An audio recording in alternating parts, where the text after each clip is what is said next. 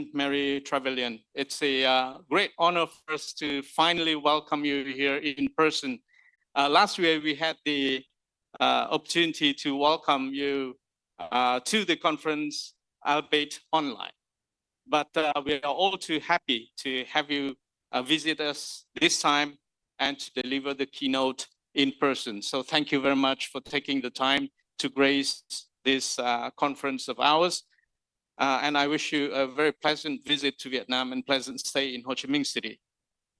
Excellencies, ladies and gentlemen, the Right Honorable Anne Mary Trevelyan was appointed as Minister of State in the Foreign Commonwealth and Development Office in 26 October 2022. Anne Mary was previously Secretary of State for Transport, Secretary of State for International Trade, and President of the Board of Trade. Previously, Anne Mary held many various important positions in the UK government, including the UK International Champion and Adaptation and Resilience for COP26 Presidency, Minister of State, Minister for Energy, Clean Growth and Climate Change at the Department of Business, Energy and Industrial Strategy, Secretary of State for International Development, Minister of State for Armed Forces, and Minister for Defense Procurement. Anne Mary was first elected as MP for the Berwick-upon-Tweed constituency at the 2015 general election. As MP, she has accompanied with colleagues for greater autism awareness and has focused on the armed forces convening. So without any further ado, a great honor for us to have you. Please, you have the floor.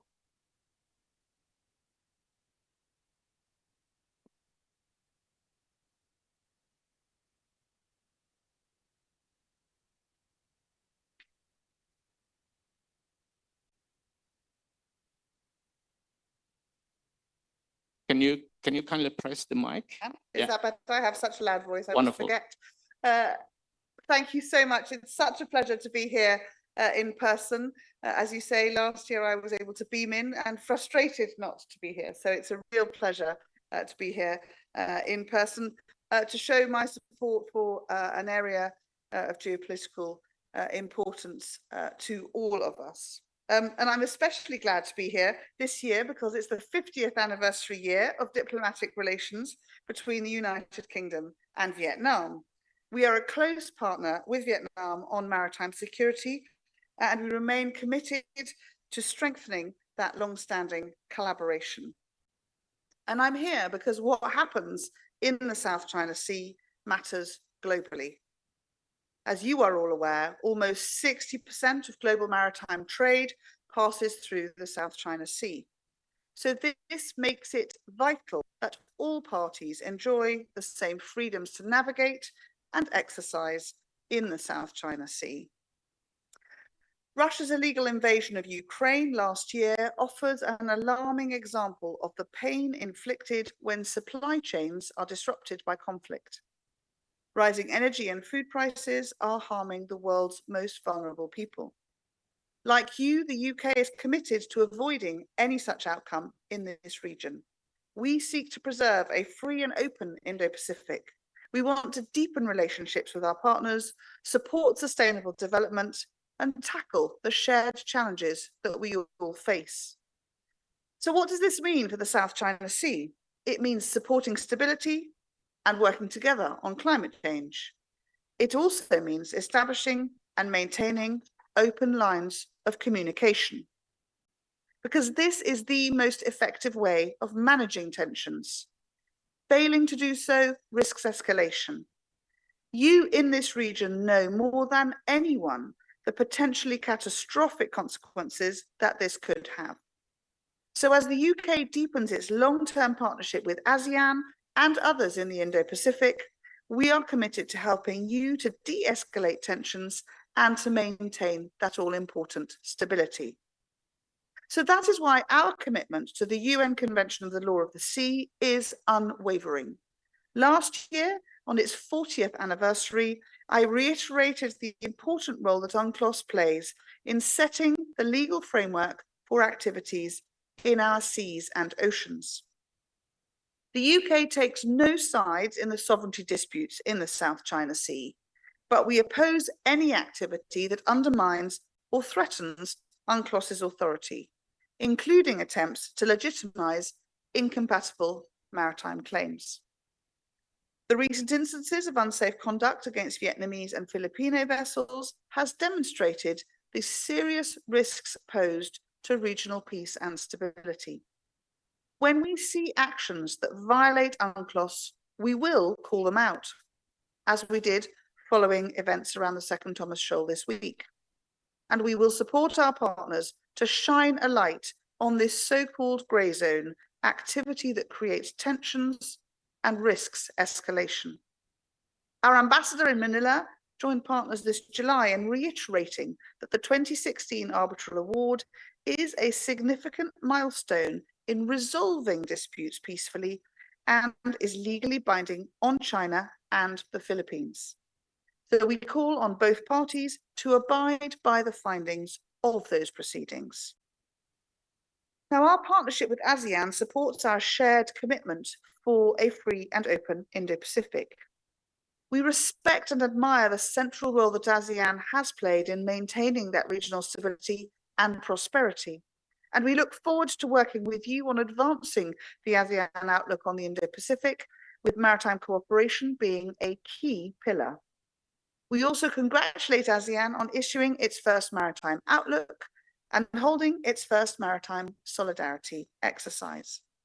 I am also grateful to my Indonesian counterparts for their work as ASEAN chair this year in progressing negotiations for that code of conduct you were just discussing in the South China Sea.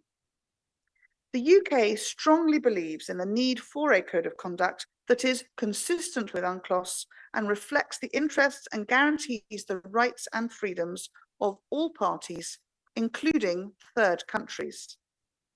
The UK's Carrier Strike Group will soon return to the region to demonstrate these rights and freedoms in practice. So let me now turn to what the UK can offer. Like ASEAN, we hope that a sea of conflict can become a sea of cooperation. There is no more urgent need for cooperation than our environmental degradation. Pressures on fisheries, the destruction of the marine environment, and rising sea levels pose an existential threat to the millions of people who rely on the South China Sea for their livelihoods. So this is why we have launched new projects, including through our ASEAN Dialogue Partnership, to protect the sea for our future generations.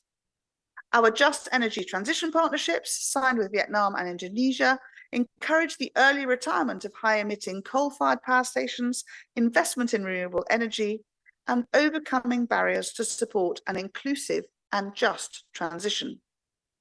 Our Blue Planet Fund, worth £500 million, includes over £150 million for the Coast programme. This is designed to help vulnerable coastal communities across the region to improve their climate resilience and to become more sustainable.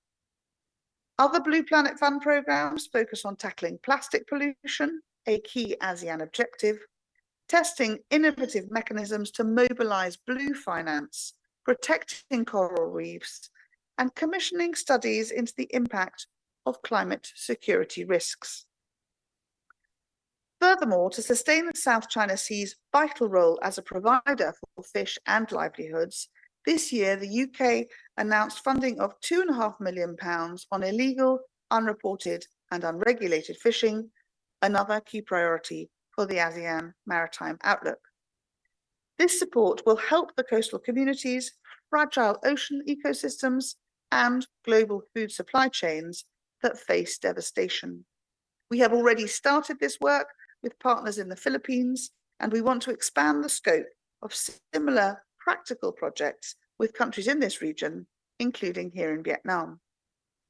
And the UK is also continuing to support our regional partners' resilience and security through our ASEAN UK Maritime Cooperation Programme. We are helping to build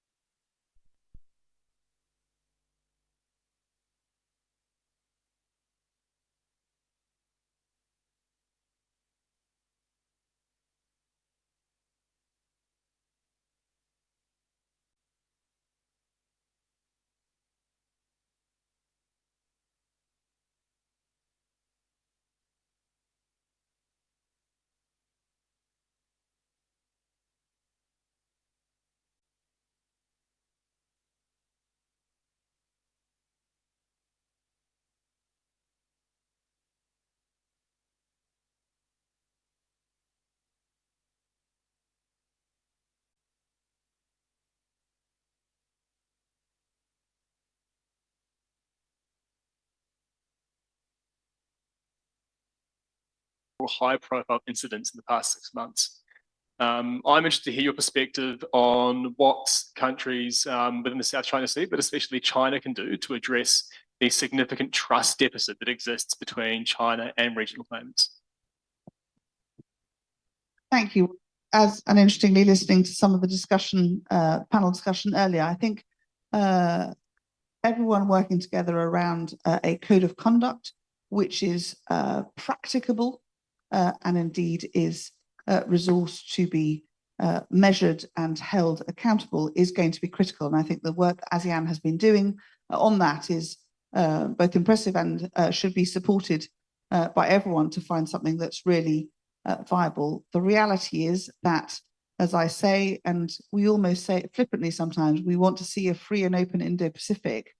Those are words that trip easily off the tongue. What they mean in practice is that outside a 12-mile zone, everyone is free to go about their business uninhibited without causing harm to others. And that is where we are seeing disruptions, and we need a code of conduct that will help reset what has been a shifting in the wrong direction set of behaviors over the last few years. Thank you very much. Any questions? Further questions?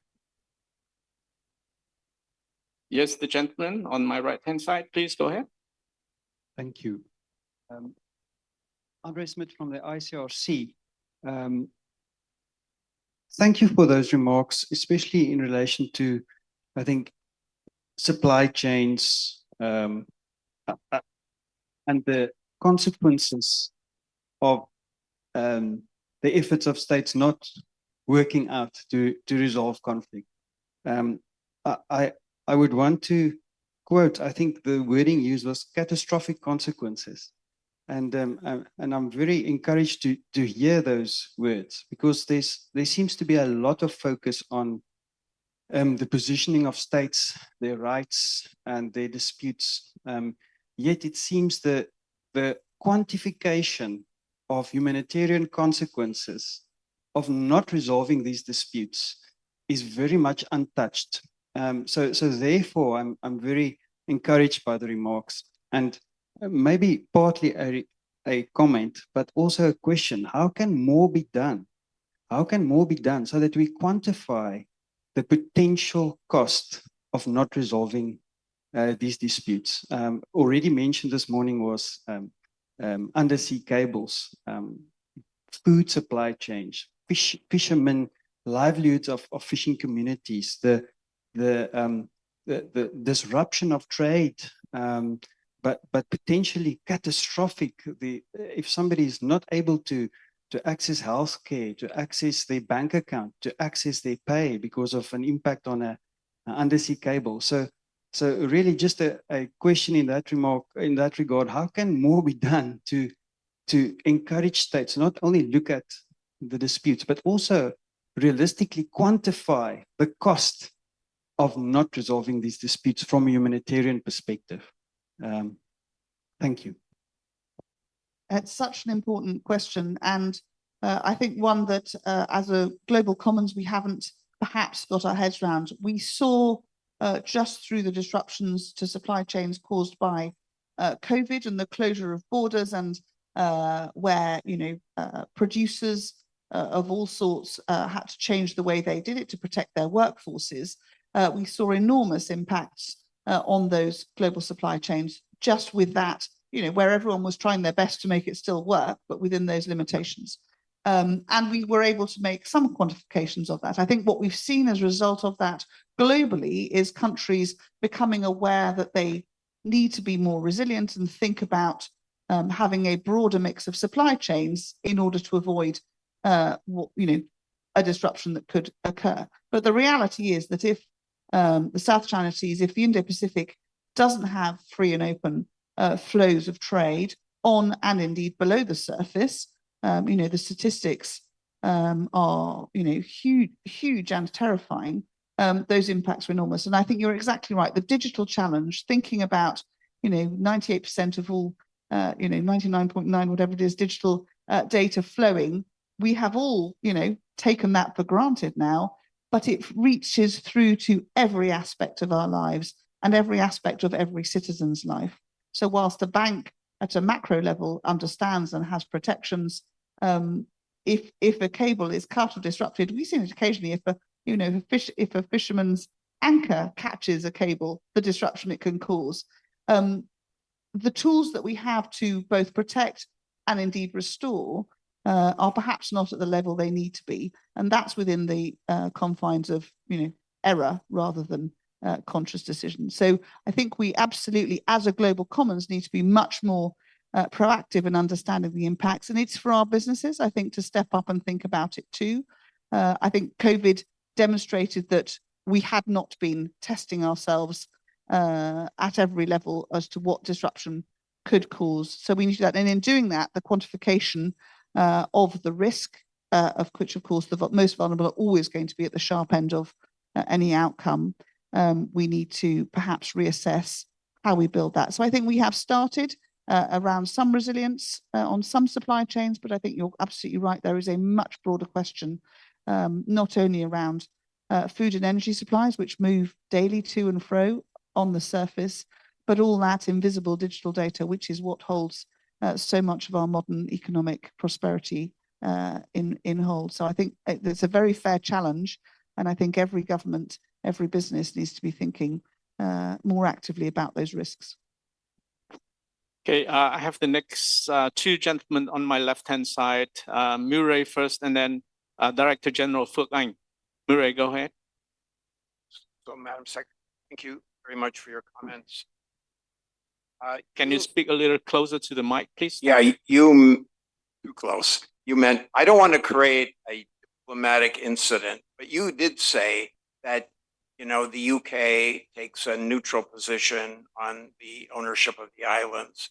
And Dr. Wu mentioned again that China views the involvement of the United States and the UK, Australia, etc., as not being neutral, but actually being causes for exciting some of the conflicts and tensions and incidents we've seen recently.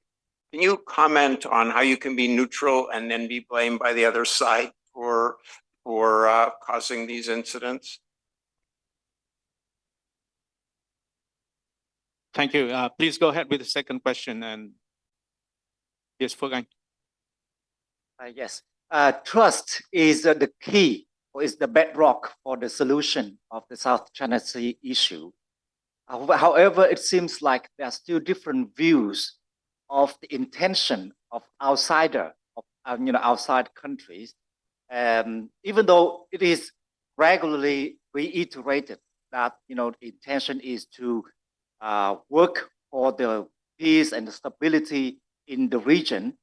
So how does the UK clarify its stand, as well as how to build trust for all others in concern or related to the South China Sea issue?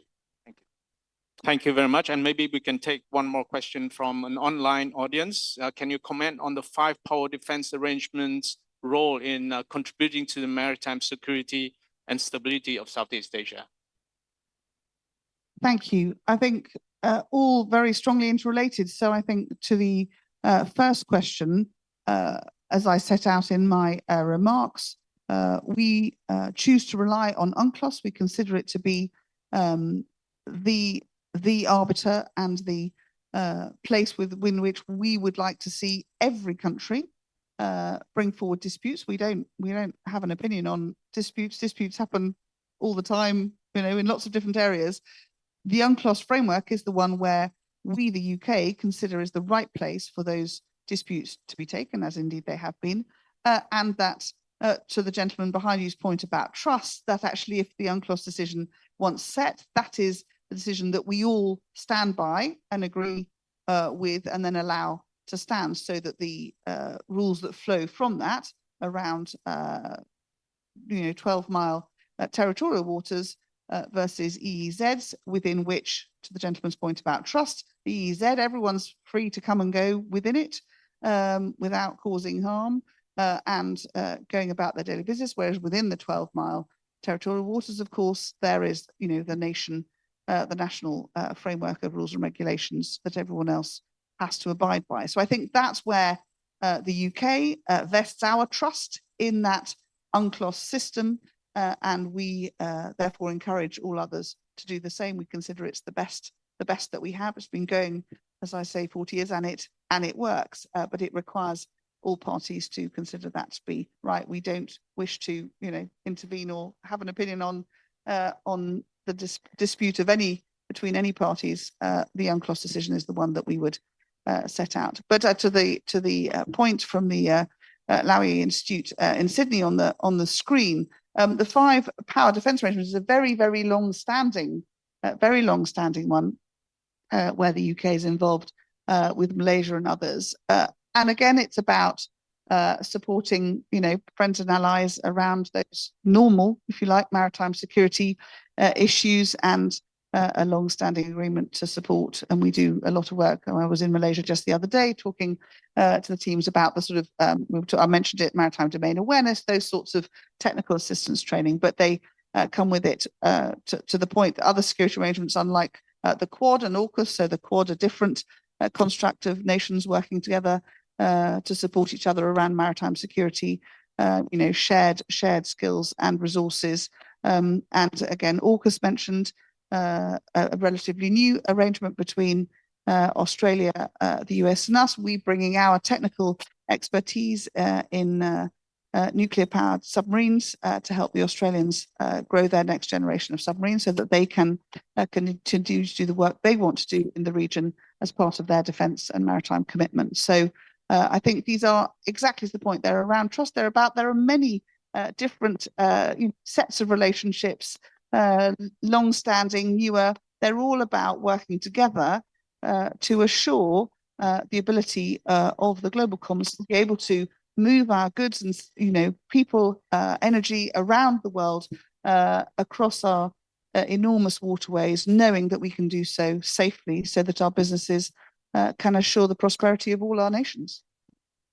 Well, thank you very much, Madam Right Honourable. Unfortunately, we are out of time. I think questions are just starting to come in, but well, that's it we have time for now. So we would like to once again express our gratitude for your time, for spending time with us, and for sharing your very candid thoughts on a very tough topic. In the region, we truly need wisdoms and helps from our friends and partners in order to help make the issue less complicated and bring the spirit of cooperation which you did bring to this room today. So please.